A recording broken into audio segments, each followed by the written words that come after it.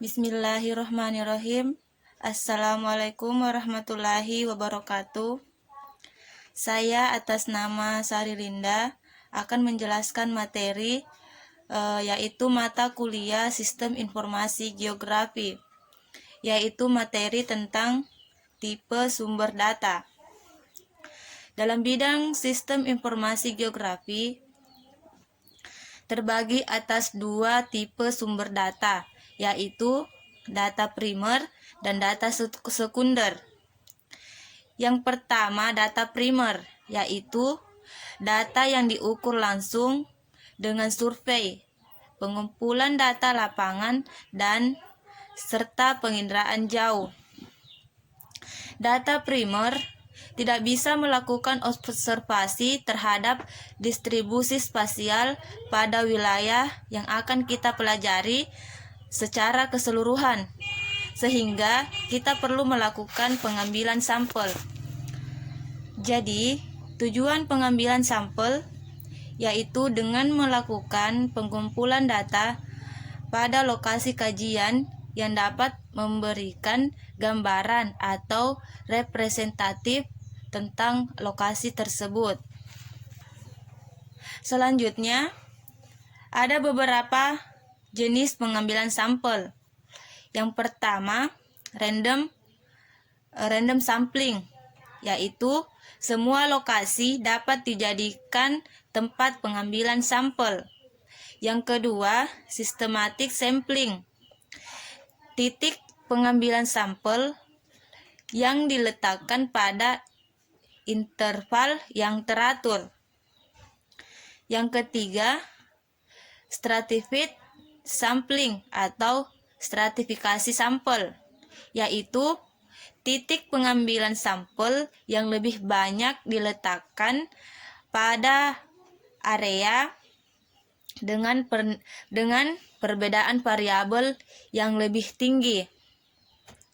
Selanjutnya, cara memperoleh data SIG, yaitu yang pertama, survei wilayah atau lapangan, yaitu pengukuran fisik, pengambilan sampel, serta pengumpulan data non-fisik, seperti contohnya data sosial, data politik, data ekonomi, dan data budaya. Selanjutnya, sensus. Sensus dilakukan dengan pendekatan kuesioner, wawancara, dan pengamatan. Pengumpulan data secara nasional dan periodik.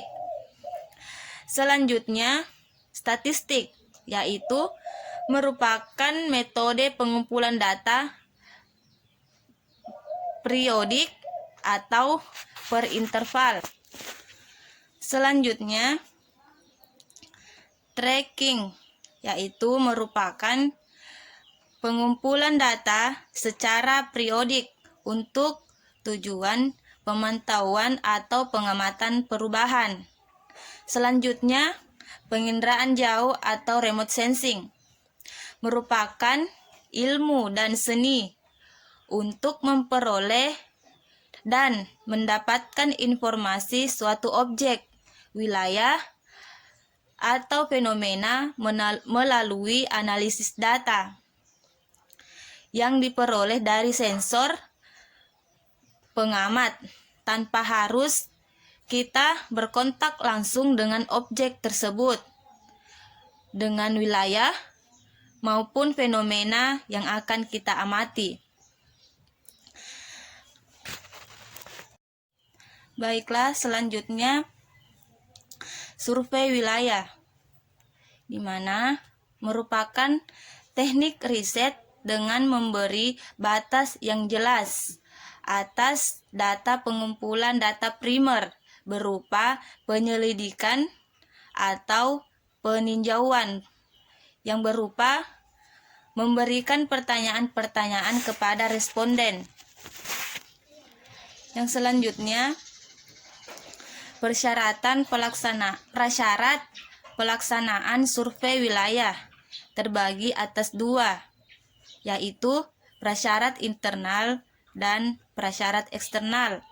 Yang pertama, prasyarat internal terbagi lagi menjadi beberapa. Yang pertama, kesetaraan peran dan fungsi tim ahli. Selanjutnya, komposisi tim bersifat fleksibel. Ketiga, tim bersifat multisektoral dan multi-instansional. Yang keempat, memiliki klasifikasi pendidikan yang minimal. Yang kelima, memerlukan informasi lokal atau narasumber yang dapat dipercaya. Yang kedua, prasyarat eksternal terbagi beberapa poin. Yang pertama, persamaan persepsi antar berbagai pihak. Yang kedua, kesetaraan peran dan fungsi lembaga yang terlibat dalam penelitian. Yang ketiga, adanya dukungan dari berbagai pihak.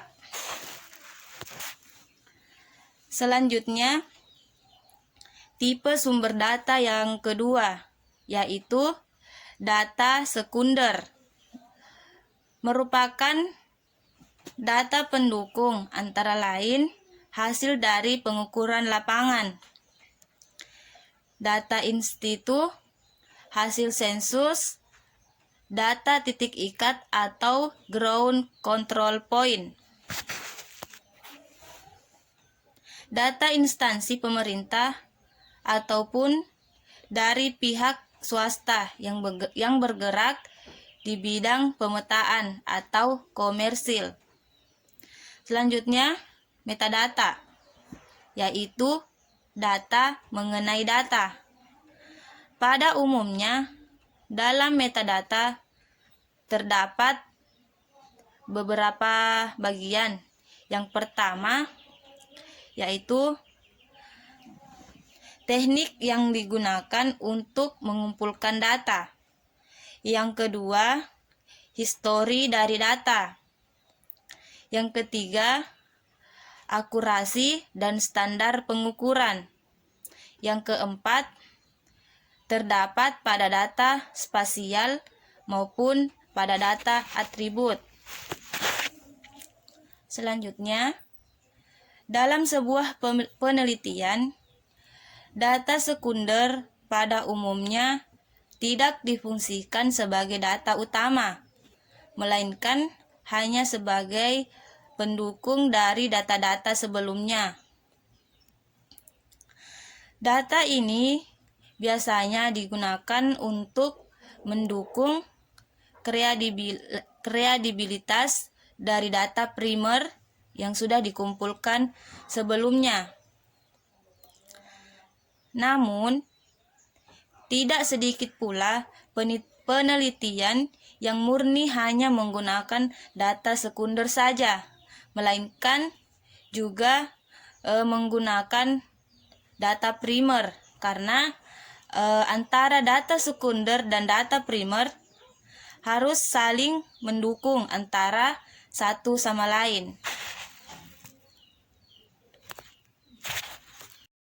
Baiklah, dari materi yang telah saya bawakan, kesimpulan dari materi tersebut yaitu sumber data sendiri adalah semua keterangan seseorang yang dijadikan sebagai responden maupun yang berasal dari dokumen-dokumen lainnya, baik dalam bentuk statistik, sensus, atau dalam bentuk yang lain, yaitu guna keperluan sebagai penelitian. Baiklah, itulah materi yang telah saya bawakan yang berjudul tentang tipe sumber data. Lebih dan kurangnya mohon dimaafkan. Sekian. Wassalamualaikum warahmatullahi wabarakatuh.